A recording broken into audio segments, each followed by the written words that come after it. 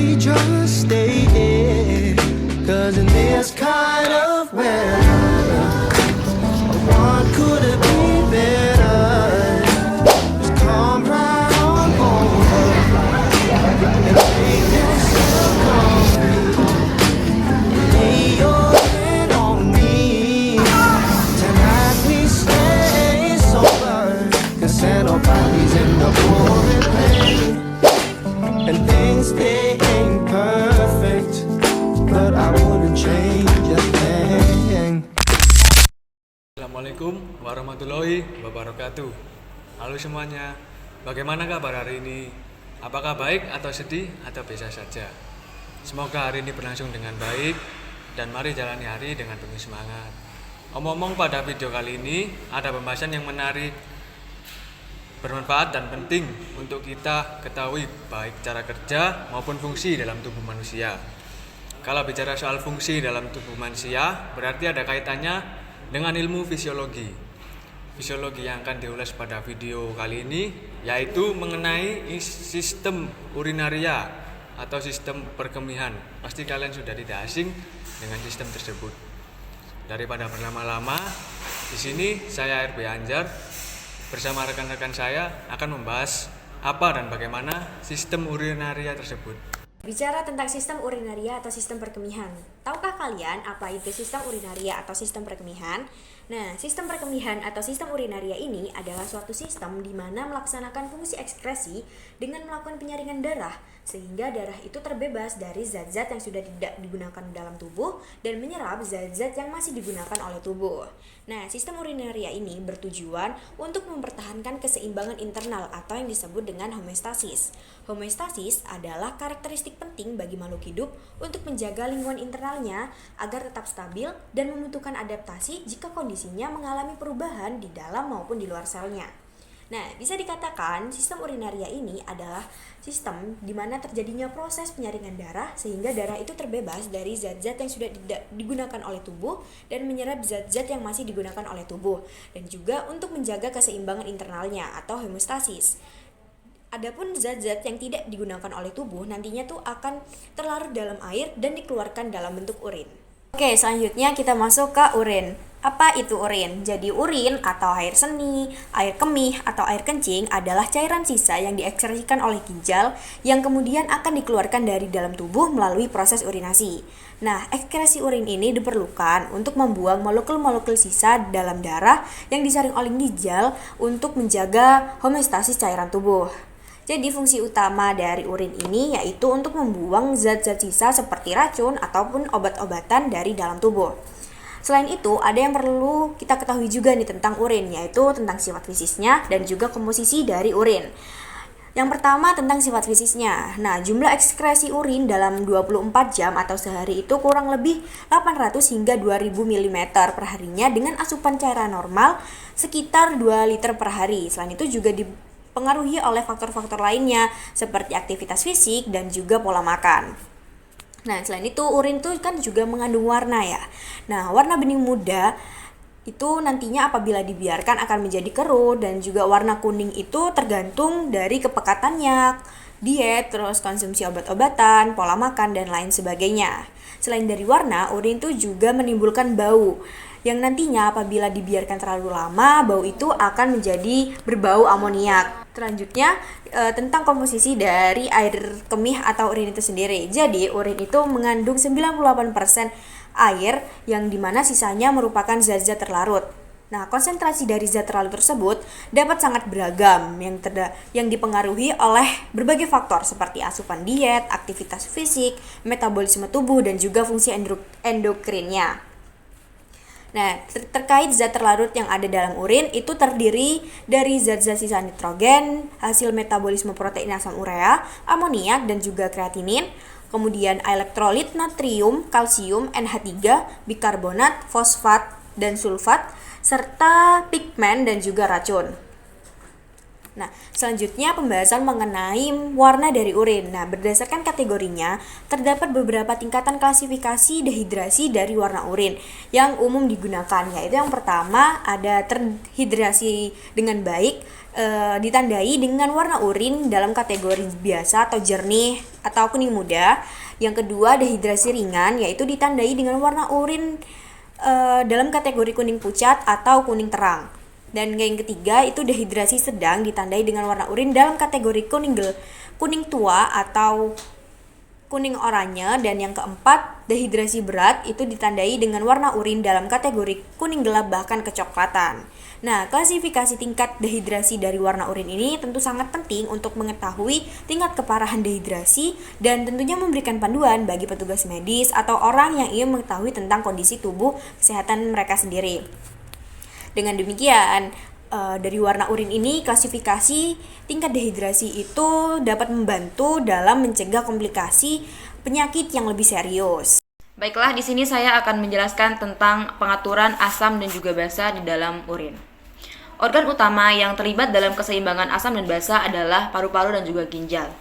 Ginjal bertanggung jawab untuk menangani asam yang tidak mudah menguap. Ginjal membantu mengatur keseimbangan asam dan basa dengan cara mengeluarkan urin, asam, dan juga basa. Pengeluaran urin asam akan mengurangi jumlah asam di dalam cairan ekstraseluler. Sedangkan untuk urin basa akan menghilangkan jumlah basa di dalam cairan ekstraseluler. Hal ini dicapai dengan penanganan yang tepat terhadap sejumlah besar bikarbonat dan ion asam yang disaring secara terus-menerus ke dalam tubulus ginjal. Penipisan polum berhubungan dengan retensi natrium yang meningkatkan reabsorpsi bikarbonat yang mengakibatkan alkalemia. Hipokalemia meningkatkan reabsorpsi bikarbonat yang juga dapat mengakibatkan alkalemia atau alkalosis kontraksi. Selanjutnya, ginjal menyerap kembali bikarbonat dan mengeluarkan asam untuk menjaga keseimbangan asam dan juga basa. Baiklah, selanjutnya kita akan membahas tentang anatomi dari sistem urinaris. Yang pertama yaitu ada ginjal. Jadi, ginjal adalah organ yang berbentuk seperti kacang. Ginjal terletak di kedua sisi kolumna vertebralis, di bawah liver dan juga limpa, di sekitar vertebra torakal 12 hingga lumbal 3. Ginjal kanan sedikit lebih rendah dibandingkan dengan ginjal kiri, dikarenakan ginjal kanan mengalami tekanan ke bawah oleh organ hati. Kutub atas ginjal kanan terletak setinggi iga ke-12 dan ginjal kiri setinggi iga ke-11. Ginjal terletak di belakang peritoneum yang melapisi rongga abdomen retroperitoneal. Di bagian superior ginjal terdapat adrenal gland atau kelenjar suprarenal. Selanjutnya ada ureter. Kedua ureter terdiri atas dua buah saluran yang panjangnya sekitar 20-30 cm. Ureter terbentang dari ginjal sampai dengan vesika urinaria. Fungsi dari ureter yaitu menyalurkan urin ke vesika urinaria. Ureter pria terdapat dalam vesika seminalis, sedangkan ureter pada wanita terdapat di belakang fossa oparica berjalan ke bagian medial dan ke depan lateral cervix uterus. Lapisan dinding ureter terdiri dari jaringan fibrosa, otot polos, dan juga lapisan mukosa. Lapisan dinding ureter menimbulkan gerakan peristaltik setiap 5 menit sekali yang akan mendorong air kemih masuk ke dalam kandung kemih atau disebut dengan vesika urinaria. Yang ketiga yaitu ada vesika urinaria atau biasa kita kenal dengan kandung kemih. Nah, vesika urinaria ini merupakan tempat menyimpan urin berupa kantong berotot kuat yang dapat mengempis. Vesika urinaria ini terletak di belakang sifisis pubis di dalam rongga panggul. Terdapat 3 saluran yang terhubung dengan kandung kemih, yaitu ada 2 saluran ureter yang bermuara secara oblik di sebelah basis dan juga 1 buah saluran uretra keluar dari kandung kemih di sebelah depan. Fungsi dari vesika urinaria adalah tempat penyimpanan urin dan mendorong urin keluar dari tubuh. Vesika urinaria dan juga uterus dipisahkan oleh lipatan peritoneum yang membentuk ruang uterovesical atau kapum douglasi. Yang terakhir yaitu ada uretra. Uretra sendiri merupakan saluran keluar air kemih dari leher kandung kemih ke lubang luar. dilapisi oleh membran mukosa yang bersambungan dengan membran yang melapisi kandung kemih. Meatus urinarius terdiri atas serabut otot melingkar yang membentuk sphincter utera. Selanjutnya yaitu kita akan membahas tentang perbedaan bentuk atau ukuran dari uretra pada wanita dan juga pada pria. Pada wanita, panjang uretra berkisar antara 2,3 sampai 3,5 cm. Sedangkan pada pria memiliki panjang uretra sekitar 17 sampai 22,5 cm. Pada wanita terletak di belakang sifisis dan juga salurannya dangkal. Kemudian uretra pada wanita lebih pendek dibandingkan dengan pada pria. Uretra wanita memiliki bagian yang terdiri atas tunika muscularis, lapisan spongiosa, dan juga lapisan mukosa. Sementara pada uretra pria itu dimulai dari orifisium uretra interna di dalam kandung kemih sampai dengan orifisium uretra eksterna pada penis. Uretra pria memiliki bagian yang terdiri atas uretra prostatica, uretra pars membranacea, uretra pars cavernosa, dan juga orifisium uretra eksterna. Baik, di sini saya akan menjelaskan fisiologi dari sistem urinaria, di mana terdapat proses-proses yang membantu terjadinya urin. Ada filtrasi, reabsorpsi, sekresi, hingga proses terjadinya miksi. Pada filtrasi terjadi di dalam glomerulus yang dibantu oleh kumpulan kapiler darah yang menghasilkan filtrat glomerulus. Lalu pada saat reabsorpsi, filtrat akan mengalir pada tubulus contortus proximal yang didominasi oleh air, glukosa, dan ion-ion lainnya yang akan direabsorpsi dan diedarkan kembali melalui darah dengan proses transport aktif dan pasif. Pada saat di lengkung Henle ini berperan sebagai mengatur konsentrasi dari urin. Zat-zat yang akan dilalui pada saat melalui lengkung Henle, descending dari lengkung Henle ini akan permeable atau hanya bisa dilewati oleh air, sedangkan ascending itu permeable atau hanya bisa dilewati oleh ion-ion seperti natrium. Proses ini akan menghasilkan gradien osmotik yang nantinya akan penting dalam proses reabsorpsi air pada tubulus contortus distal. Pada tubulus contortus distal itu urin akan mengalami perubahan yang signifikan terhadap komposisinya. Nah, pada proses reabsorpsi dan sekresi di tubulus contortus distal ini itu dipengaruhi dan diatur oleh hormon-hormon seperti ADH. Sama halnya dengan proses yang ada di tubulus contortus distal. Pada proses di ductus collectivus itu dipengaruhi oleh ADH. Namun pada ductus collectivus hanya meningkatkan reabsorpsi dari air. Filtrat yang sudah direabsorpsi akan mengalir ke dalam pelvis renalis, kemudian ke uretra, yang akhirnya akan ditampung dan dikumpul oleh bladder. Pada saat miksi, jika bladder penuh, reseptor yang ada di bladder akan mengirim sinyal kepada sistem saraf pusat yang memicu kontraksi otot bladder dan sphincter ureter yang akan direlaksasi, kemudian urin akan keluar dari dalam tubuh.